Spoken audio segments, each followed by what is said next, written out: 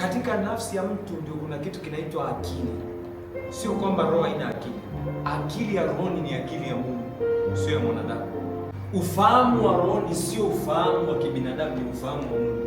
Mawazo ya rohoni sio mawazo ya kibinadamu, ni mawazo ya kimungu. Kilichoko rohoni ni kina sura na mfano wa Mungu, hakina sura na mfano wa kibinadamu. Kwa mwanadamu ambaye ana uwezo wa kuenenda katika roho hawezi kuyafuata mambo ya mwilini, kwa sababu akili anayoitumia sio akili ya nafsi yake, anatumia akili ya roho ambayo ni akili ya Mungu.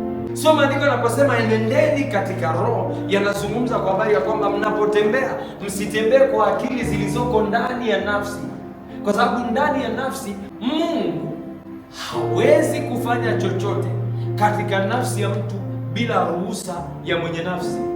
Kwa lugha nyepesi ni kwamba mwanadamu katika nafsi yake ndio anazo funguo za kuruhusu kitu gani au roho ipi itawale ndani yake.